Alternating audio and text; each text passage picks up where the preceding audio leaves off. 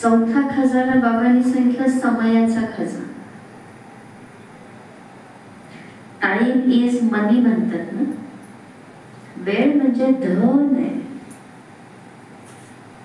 मग ह्या वेळेला बाबांनी खूप महत्व सांगितलंय समयाचं, कि बच्चे समय आगे आगे ही जाता है और रिवर्स नाही होत आहे.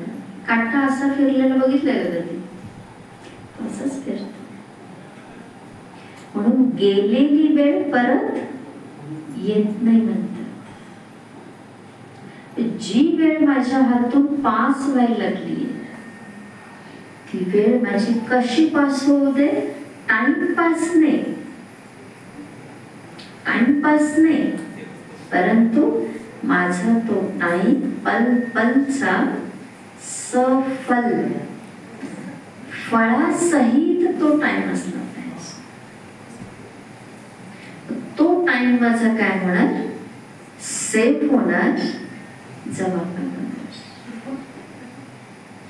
बाबाच्या यादमध्ये सफल करा, मुरली ऐकण्यामध्ये सफल करा, मुरलीच्या चिंतनामध्ये सफल करा, बाबाच्या सेवेमध्ये सफल करा. सफल करायचं. सफल वेळ ती गोष्ट झाल्यानंतर ज्या वेळेला मी बघणार, आता समजा अमृत वेळेपासून आतापर्यंतचा माझा वेळ चेक करायचा, किती सफल झाला. अमृत वेळेला योग झाला असेल तर योगाचा वेळ माझा सफल झाला. सकाळची मुरली ऐकताना मी पूर्ण कॉन्सन्ट्रेशन एकाग्र होऊन ऐकलेली आहे, तर मुरलीचा सगळा वेळ माझा सफल झाला. समजा मी प्रवास करत आहे, गाडीमध्ये आहे, बघायचं माझा वेळ कसा सफल झाला की वेस्ट पण झाला,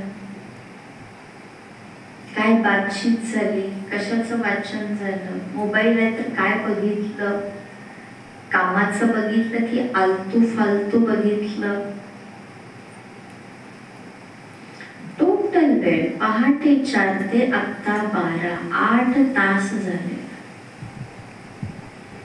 माझा किती वेळ योग्य कार्यामध्ये लागला,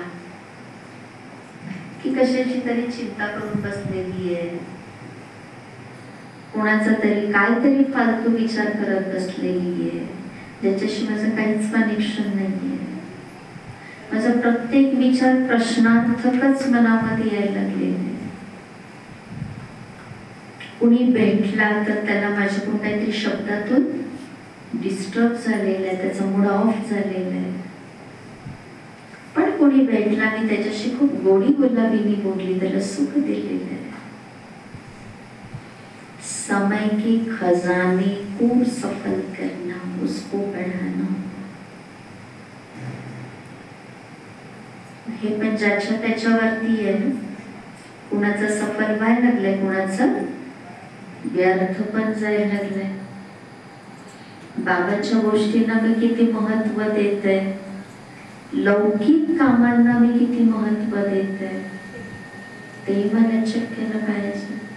लक्ष पण करायचं नाहीये, पण टू मच तो समय के खजाने को भी हमें खजाना. विचार सुद्धा आपले खूप मोठं धन आहे. या धनाला सुद्धा आपल्याला सफल करायचं